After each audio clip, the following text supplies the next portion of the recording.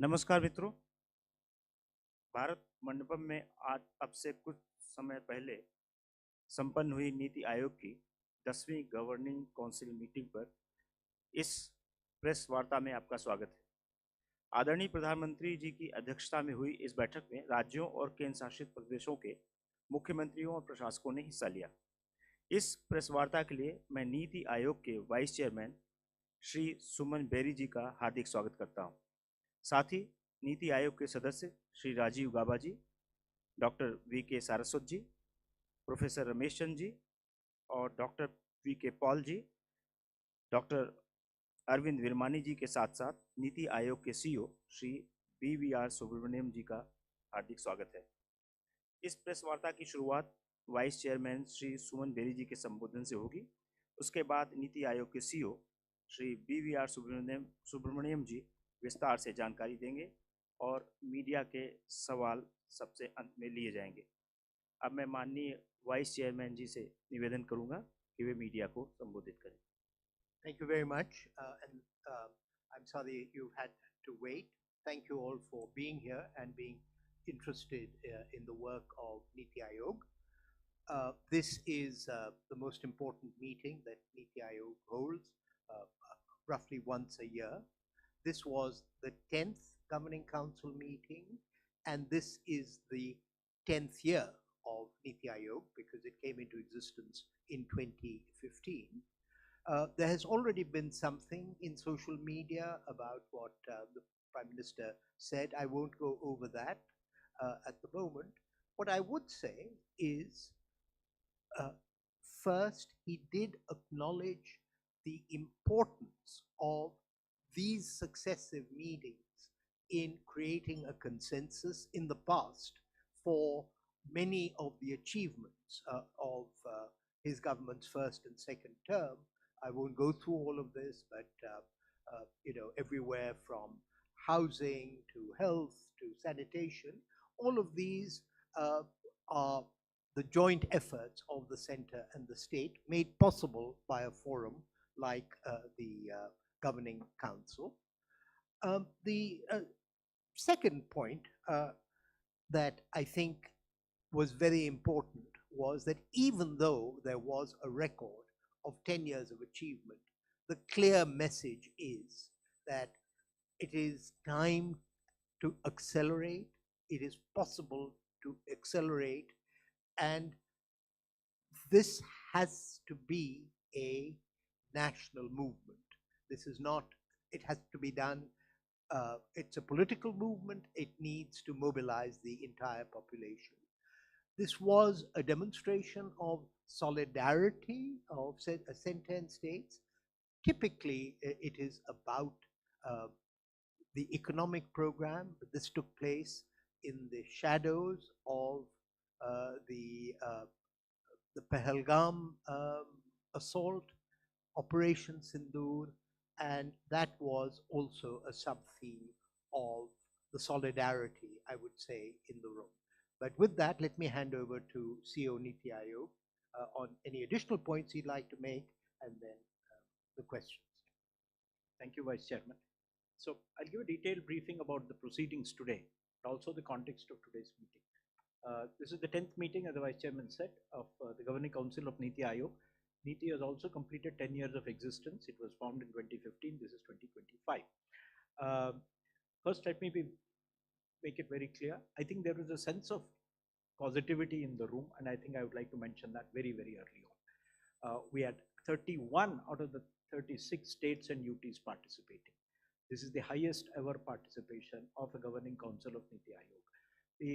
We have had 31 participants long ago in the first meeting and maybe once more.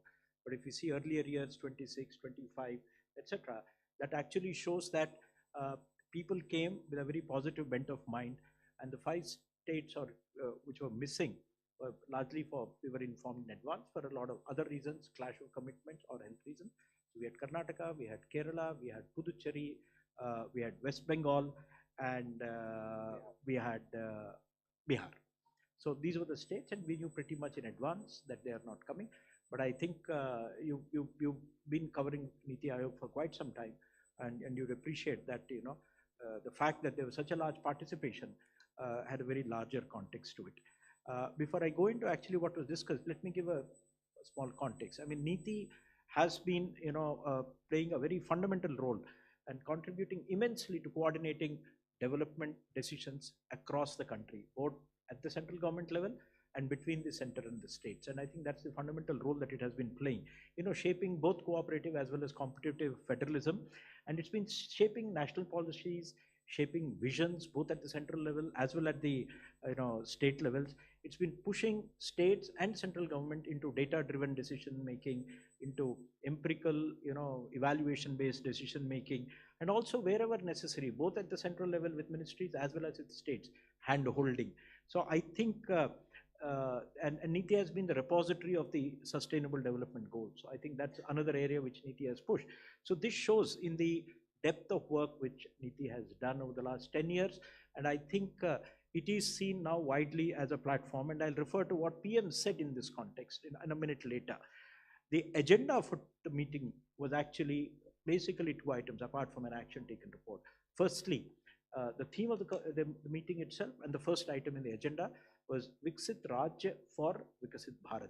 Vikshit Bharat Hetu Vikshit Rajya. The whole idea is in the last governing council, the 9th governing council held just after the election in July, the Prime Minister had given a call for all states to prepare their own state visions, making their states Vikshit, Vikshit Bihar, Vikshit Orissa, Vikshit Madhya Pradesh, so that they have visions which will then aggregate into a larger vision for the nation. So I think that is what drove the agenda for the last 1 year, and that's why it became the primary theme of today's governing council meeting. The reason for the PM giving this call last time is that India is at a turning point. It's at a takeoff stage. And this is at the cusp of a change in our growth trajectory. And given that we have solved a lot of issues regarding basic services, access to basic services, and having reduced extreme poverty to less than 5% almost, I think the country is at a takeoff stage where it can grow very, very rapidly, as has been done by many countries in the past. So this was the context. Given this, as well as the demographic dividend that India is actually blessed with for the next 20, 25 years, that we can grow rapidly, the Prime Minister gave a call that all states to prepare a vision document at their level. And this is already visible in the growth of India. We are the 4th largest economy as I speak. We are a $4 trillion economy as I speak. And this is not my data, this is IMF data. India today is larger than Japan. It's only the United States, China, and Germany which are larger. And if we stick to what is being planned, what is being thought through, it's a matter of another 2.5 to 3 years, we would become the 3rd largest economy. And in this, the reason for the Prime Minister giving this call is this is a long haul and we have to do it for about 25 years. States are fundamental, be it industrial development, be it services, be it agriculture, be it with human capital, everything has to be done in states. And if you do not have visions for states individually, it's like actually having a bullock cart with only one, bull, not two. It will not run. So if the vehicle has to move forward, you need both center and states to work in tandem. And the good thing is, as we come here, almost 17 states have prepared and released or are on the verge of releasing their visions. 5 of them have released visions: Andhra Pradesh, Uttar Pradesh, Tamil Nadu, Gujarat, and Punjab. And I know that the other 12 ongoing will come out by August actually. June itself we'll see 3 or 4 coming out. Chhattisgarh, Orissa, Madhya Pradesh, Rajasthan, the verge of releasing. They're all looking for dates. Actually, so I think this flood of activity was triggered by last time. And this time, because there were other states which had not yet begun work or in very, very early stages, in the Vikshit Rajya for Vikshit Bharat, we have the background note gives a large detailed explanation of how do you go around preparing a vision document for a state. And the vision document is not a daydream. It is a practical, implementable document with key performance indicators which are to be monitored, and you ensure that you are on the right track. And it should also be flexible enough to accommodate changes over 25 years. So that is what it is. It should have clear targets. We've given a background note. A part of it which I have circulated to all of you, you will be getting before the end of this press conference, which tells you how states have gone about preparing their vision documents. In about 15-20 minutes, it will be circulated and you'll get soft copies also. states in India are the sizes of countries. So making their own vision documents is largely justified.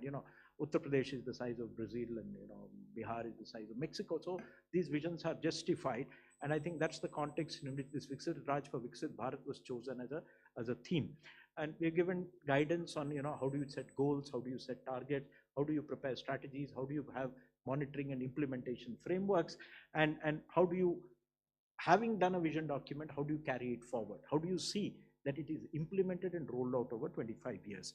There was a second set of themes, which has now been the practice with the Governing Council of NITI Aayog, that there's a Chief Secretary's Conference which happens roughly in November, December every year.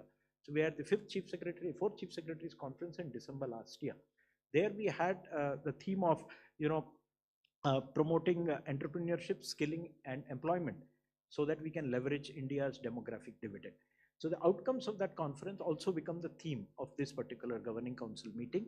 The whole idea is the Chief Secretaries brief their Chief Ministers and they endorse the decisions of the Chief Secretaries. So we have a complete buy-in, both at the bureaucratic level as well at the political executive level, and that's how NITI Aayog builds consensus. So we had this theme within which we had sub-themes: manufacturing, services, rural, non-farm, urban, informal, and the green economy, as well as circular economy. These were the broad themes that were there. And we also gave a sample state visions and a brief outline of that. Copies of that you will have. One of Andhra Pradesh, one of Gujarat, which are among the early ones which released their vision. It will tell you what they're aiming at, and it's quite ambitious. Andhra Pradesh is targeting to become a $2.5 trillion economy, $2.4 trillion economy. Gujarat is targeting to become an economy which is $3.5 trillion. Both are very different. You will see when you read, they're differently endowed, their contexts are different. So in this context, I think the Prime Minister, in his, when he addressed the gathering, firstly, he says the 10-year journey of NITI is a 10-year journey preparing the country for Vikshit Bharat. I think so. The acknowledgement that this particular forum is a very, very important and useful forum. And he said that NITI meetings are a platform both for joint action as well as for shared aspirations. You share aspirations among each other so that you build a consensus on what the country needs to do. And he said, NITI Aayog की ये जो बैठकें हैं, इन्होंने देश के विकास के को गति दी है, दिशा दिया है और ऊर्जा प्रदान किया है. So it has given them direction, it has given energy, and it has given speed. And he listed out a large series of achievements, which I think all of you who cover, the economic or the social spaces are familiar. 4 crore houses, 12 crore toilets, and 40 crore PMJ and Pradhan Mantri Jan Arogya Yojana, Ayushman Bharat coverage. So all that is there, and it was all listed. And by the way, these numbers I can keep reciting, they are phenomenal. What has been achieved in terms of the last 10 years is phenomenal, and this forms the base for taking a jump into Vikshit Bharat. The strongest thing that has come out of today's meeting, but I'll keep switching between what PM said and what came out of the meeting, is there was a complete, absolute unanimity on Operation Sindhur and regret and anger over what happened in Pahalgam. I think that was a common theme, and there was complete expression unanimously of solidarity. Everybody commended the role and the valor of the defense forces and the leadership by the Prime Minister, which led to the success, and the way the Prime Minister's leadership and the defense forces work have protected national security. And so I think that was something that was uniform, irrespective of any particular ideological or party orientation. So I think that was something there, and I'll explain what individual chief ministers said, but by and large that is there. And it came out in PM's own concluding remarks. He used the words, bahut sarthak charcha hui. And so it actually came out that, this was one of the most positive meetings that one could have had, considering a very diverse composition in the room. And I think that is something we should all take note of. And what the Prime Minister said is, this is the highest body representing the federal structure of India, where you have both about 15 cabinet ministers apart from the Prime Minister, and all the chief ministers and the lieutenant governors of states, whoever is there. And there is no body which represents India's federal structure in one room, like the Governing Council of NITI, and everybody unanimously supporting in one voice gives everybody who has acted a lot of strength. But more important than that, what he says is that we need the same approach that we have had in supporting Operation Sindoor to actually go and achieve Vikasit Bharat. The strength of Team India, as shown in Operation Sindoor, also is going to be the same feature which will enable India to achieve Vikasit Bharat. एक लक्ष्य था operation सिंदूर के लिए, विकसित भारत के लिए एक लक्ष्य होगा और हम एकजुट होकर इसके लिए काम करेंगे. He also said Operation Sindoor is not a show of army strength. It has to be converted to social strength because society came out and supported our action. Similarly, Vikasit Bharat is not the idea of a chief minister or an individual or anybody in the system. It has to get converted into a people's movement. What gave him a lot of pleasure and happiness is almost every state or union territory which spoke had either completed or beginning work on preparing their own visions. So वो जो एकजुटता, एक तरह से सोचने की जो सभी के मन में से ये बात जो अभी निकल के आई, that gives you a lot of confidence that this country will be Vikasit Bharat. It had penetrated the thinking of everybody. So I think that is it. And he wanted this to be carried further down to districts, possibly down to villages, so that every individual is motivated. And he said the economic jump which will come out of this attitude.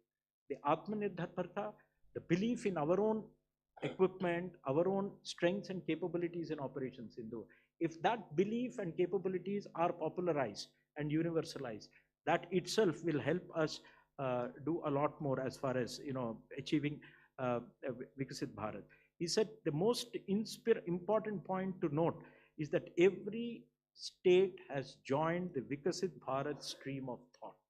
So now एक प्रवाह है और सभी लोग अब उस प्रवाह में जुड़ गए हैं, and we need to take it further down. And once you take it further down, it becomes an autopilot. And once it is an autopilot, it has a self-fulfilling way of fulfilling itself. It creates an atmosphere of agreement. Going back, in his remarks, the PM covered a lot of issues. He said that NITI has been helping a lot of states, and I think this effort should be continued. He talked that states are the places where action is there. So that we need to focus on the themes which are there in the agenda. If you want employment, that means you need skilling, you need entrepreneurship. States have to do the action in multiple fronts. Most importantly, they need to focus on manufacturing, they need to focus on services, which means remove a lot of bottlenecks. And what kind of bottlenecks? Changing policies, ease of doing business, removing obstacles, removing obsolete laws, reducing compliances. We have done a lot in Delhi. Some states have done a lot at state level, but there is a lot more to be done. Please work at state level, go down to local self bodies, municipalities, and see that we remove all these obsolete stuff so that investors should feel that they are welcome. And for that, there should be a friendly competition between states, create an investment friendly atmosphere in states. He also referred to a task force created by the cabinet secretary with a lot of work assigned to secretaries for deregulation. Basically identify and remove a lot of unnecessary regulation which is hindering ease of doing business at state level. So this was one area of focus. He also asked states to focus on exports because you just don't have to have manufacturing and services. The world is there for us. The government has been signing a lot of FTAs, more are in the pipeline. We need to leverage the FTAs. And to leverage that, he wanted states to start thinking on those lines. He also talked about, the ODOP, one district, one product program, which he had, but it's not about just one district, one product. He wanted that to be made world class. How do you make it world class? Through quality, through marketing, through packaging, so that people feel like owning it. There is a huge world outside which has a demand for local, ethnic, identified stuff. There's a huge global market. States need to work to tap that. And if you succeed in one sector, and if you succeed, say, in auto sector, you will have spillover effects in other sectors. You succeed in auto sector, you will have success in the automotive component sector and so on and so forth. He named areas where we have had success. We have had success in electronics, we have had success in semiconductors, we have had successes in textiles and a couple of areas. So he basically said, a farmer will harvest as he reap as he sows. So you have to, बीज सही डालोगे और खेती करोगे तभी आप, फसल काट पाओगे. And therefore, that was one area of emphasis. The second area is, given our demographic dividend, the size of our population, I think skilling has to be given a lot of importance. We can give them the skill capital of the world, but curriculums have problems. A lot of it is outdated. In an era when you are driving a new generation cars, ITIs can train people on ambassador cars. They're quite useless. So you need to update your curricula, the teaching methods, new areas have to be introduced. That way you can actually become global. Your workforce can become global. That's another area. He dwelt on a lot of things which I won't go through. He talked about cybersecurity. He gave a lot of emphasis to tourism. And I think that's something you may have seen in social media. He took a lot of time on explaining the importance of tourism. He said the G20 has unleashed a lot of interest in tourism in India. That it's for states to capitalize. And he said, don't try to do everything at one go. One state, one global destination. Develop one destination in a state or a UT where everything is seamless and as good as the best in the world. That will create a momentum, then others will copy in the neighborhood. So I think that's a call he gave. One state, one destination, where you have ease of travel, where you have ease of visiting that place, etc. Another area which he gave a lot of emphasis to was cities. That cities are driving growth. We are about 1/3 urban. By 2047, we'll be 50% urban. We need to pay more attention to that. And the explosive growth of cities is going to take place. If you don't plan for that, you're going to have messy development. Our cities will be unlivable. Use cities to actually leverage economic growth. He referred to the challenge fund, our city challenge fund, which was announced in the budget, 1 lakh crores with a 10,000 crore provision, and said cities should prepare plans, programs, projects, and tap into that fund. And he gave a lot of other areas where the central government schemes are there. Things like he asked states to use Gati Shakti for social infrastructure. Talked about women's employment, improving women's participation rate in the labor force, making it safer, making it more convenient, better timing, better travel, better facilities so that more women participate. He also talked about the importance of cooperatives, how that can actually transform the rural economy. He wanted river linking to be tried out, if not at a big level, but at least at an intra-state level, and take it forward. And he said in conclusion that if you have policies, the policy should be in a manner that they deliver impact. That's how policy should be. Policies are not things which are in books. And once people see impact, they accept change because they see change for their own benefit. And he concluded his opening saying that this is an unprecedented opportunity. In the end, as I said, he was extremely delighted by, the unanimous support for Operation Sindoor, the mood and atmosphere in the room. He said if the same mood can be captured and used for Vikshit Bharat, Team India can certainly make India a developed nation. While making visions, one of the things he said to the states is 2047 is too far away. Have intermediate timelines. Orissa has a 100th year coming up in 2036. So have a goal for 2036 and 47. Maharashtra has a 75th year of its formation, 7-8 years from now. Have that an intermediate goal and then have a final goal, and so on and so forth. He also referred to a lot of chief ministers, their good suggestions, etc. He focused on 3 or 4 areas: agriculture, he focused on education, he focused on healthcare, and a lot of things that we done, things like TB Mukt Bharat, controlling obesity, reducing edible oil imports, and using technology in agriculture.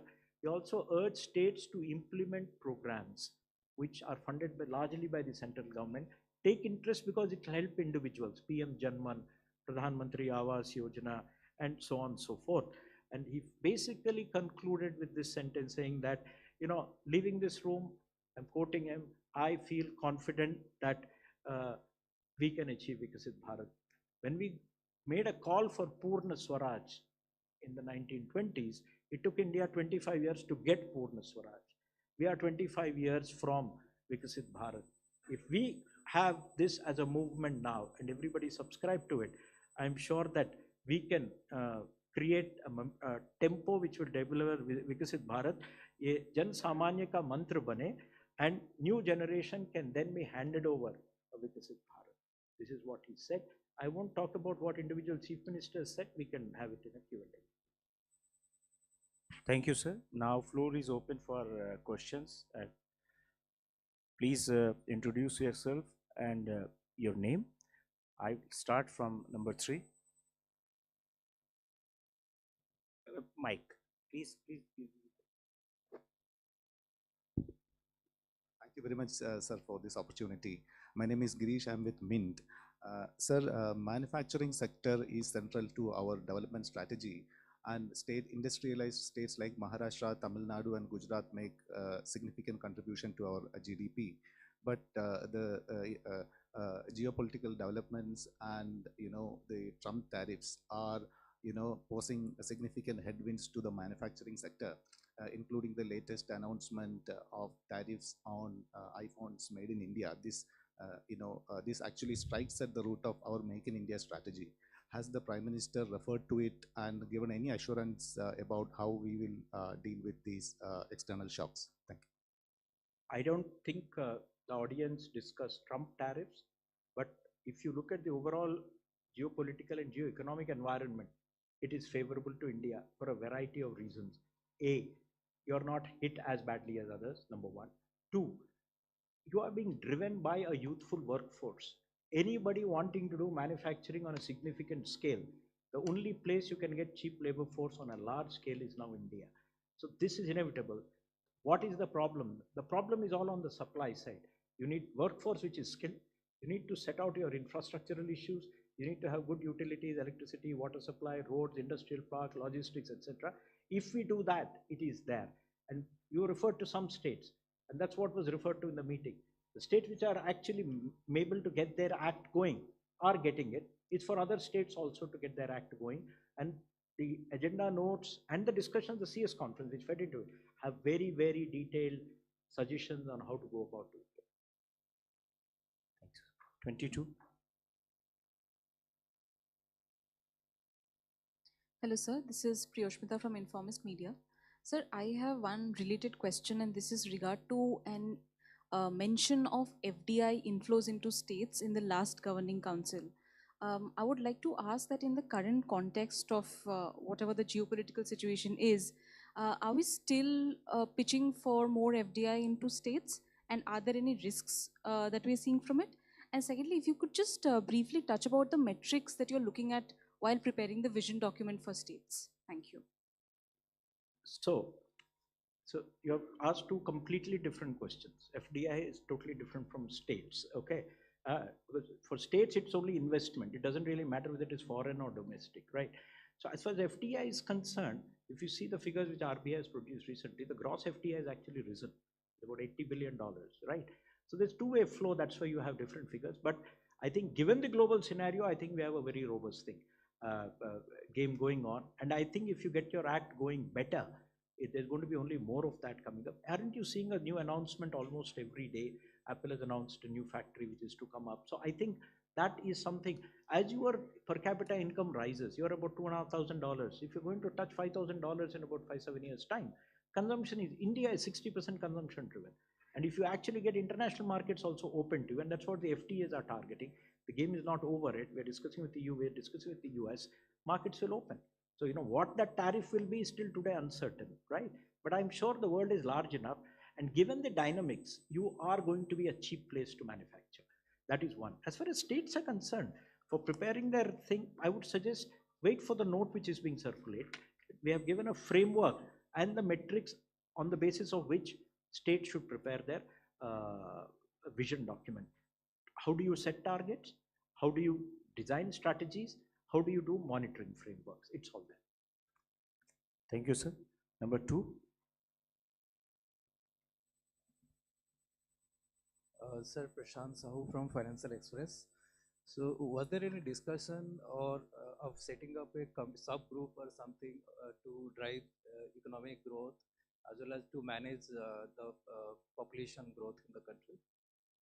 Okay, so there was one discussion, and I think This was about using technology for governance. And I think there was a suggestion to form a committee to look at how technology can be used better in governance in an era where you have AI, quantum, and all that. So I think that will be carried forward. We'll have to work out the details. So I think it was positively received in the room. It's been referred to twice or thrice in the discussions. 165.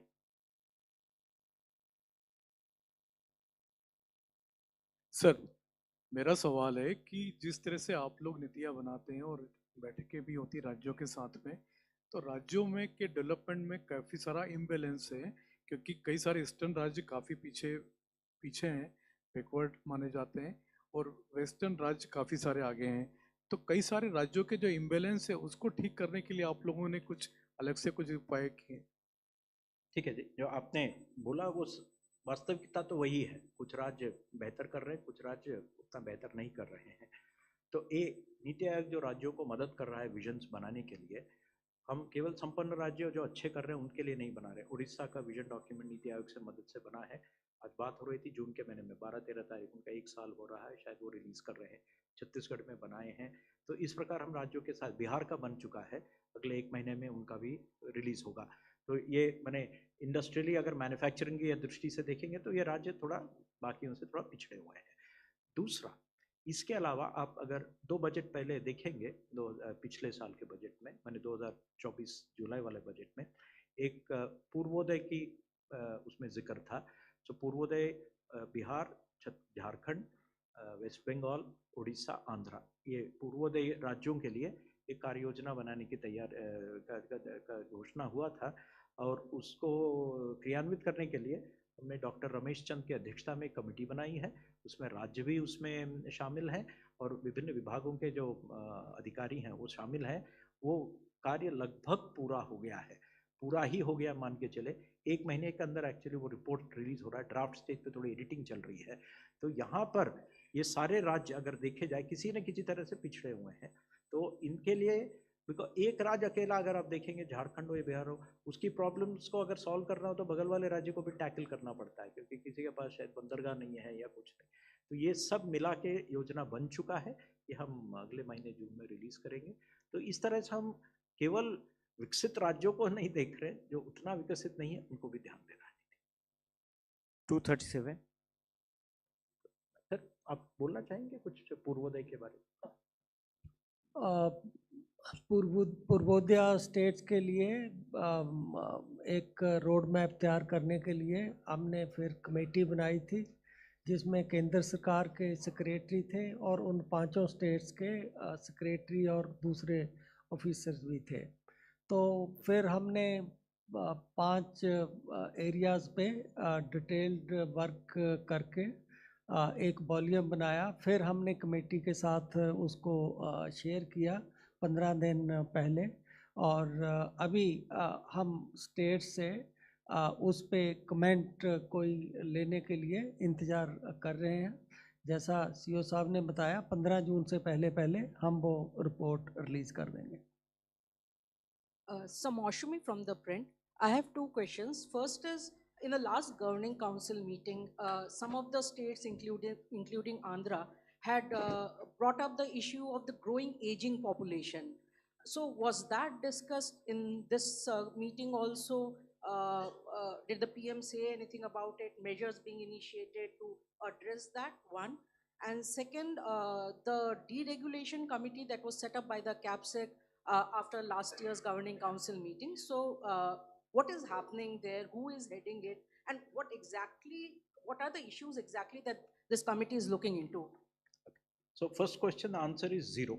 There was no discussion on that topic at all, on demographic management. It was there last time. Nobody discussed it, not even Andhra CM, number 1. Number 2, on the issue of Cabinet Secretary's task force on deregulation, there was only a reference to it by the Prime Minister. It did not come out of the governing council meeting. It actually came out after the Chief Secretary's conference, which is in December. So this is actually identifying specific laws or rules or procedures in a large number of areas which are a hindrance to normal operations. Typically, if you want to build a building or a factory, you will need some parking space. The rules require you to have an offset parking space, some FSI. these can lead to all kinds of absurd situations where you actually can't build anything. The entire land gets escrowed. So those are the kind of issues they are addressing. That work is happening separately. When it is appropriate, the cabinet secretary will brief that. He is leading it. NITI is only supporting that. We are not the leading that particular exercise. 51.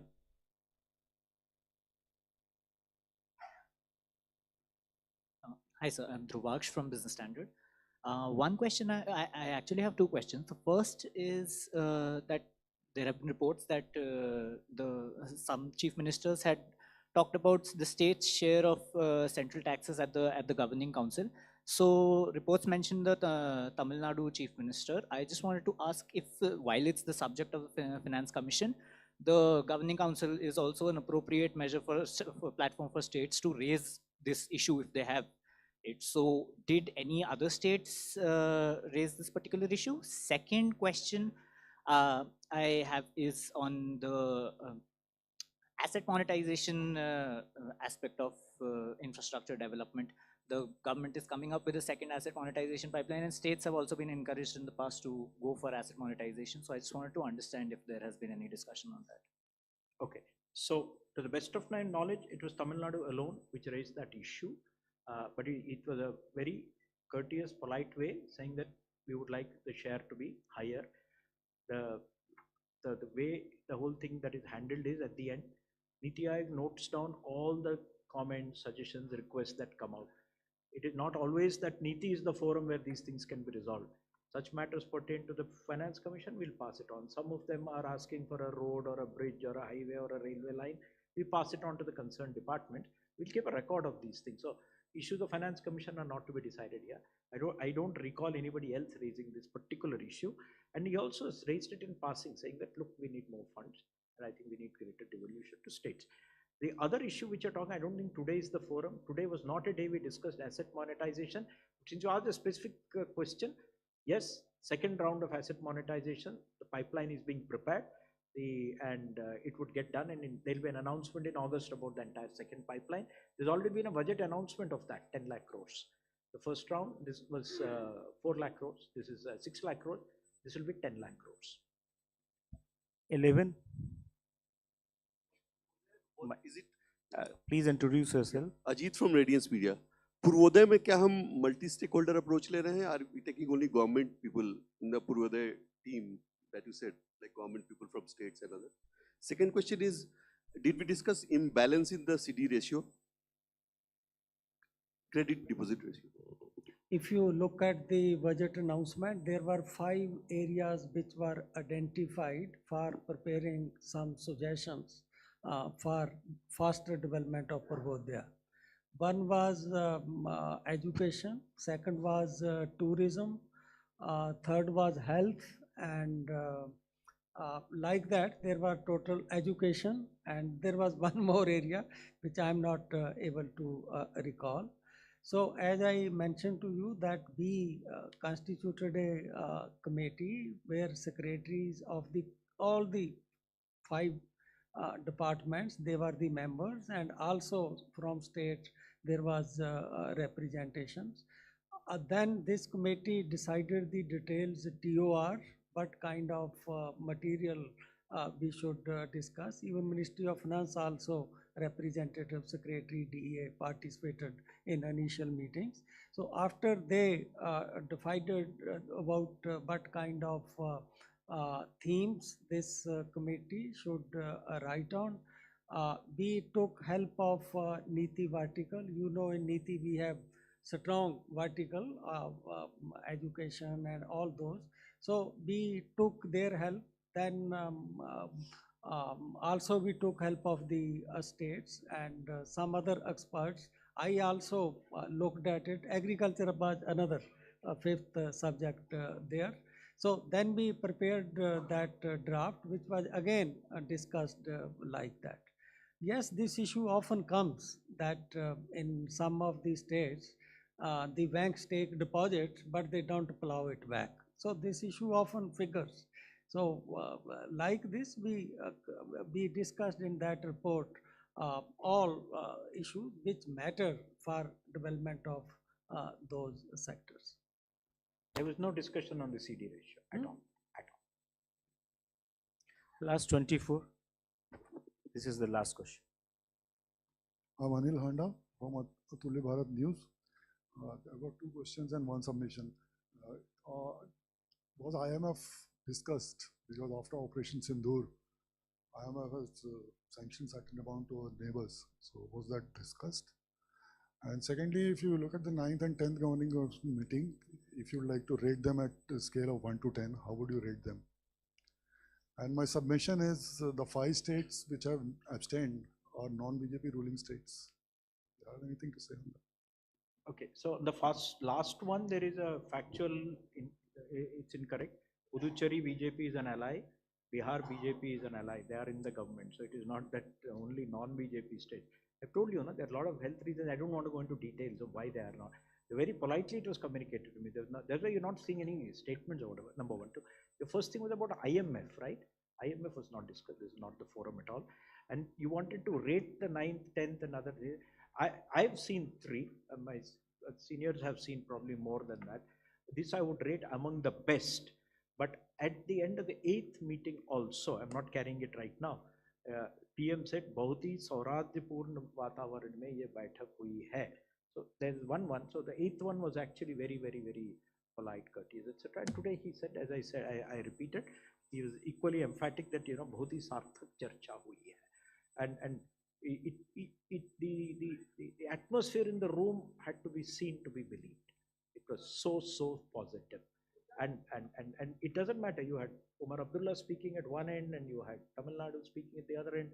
You could see such a unanimity about development, and I think that's what the purpose is. I think we'll stop at the last one. Okay, 189. 189. Sir, this is Madhuparna Das from CNN News 18. So in the recent current geopolitical, how the situation is emerging, so there are flurry of agreements between India and Turkey, India and Bangladesh, and government is taking also a lot of decisions in terms of import exports. So sir, we just need to understand is are the states also in expressing their concern how to go about it? Is there any policy decision about it, about the trade agreements and all, because a lot of agreements are in public and private areas.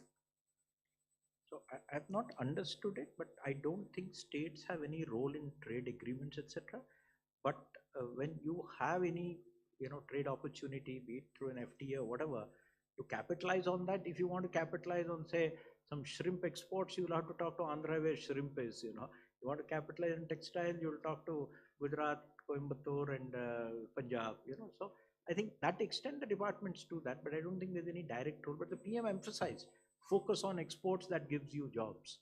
And states are focusing on manufacturing for export. Sir, I'm talking about the agreements between Turkey and India, or let's say Bangladesh and India. There was no discussion. None at all. Thank you. Okay. Thank you very much, sir.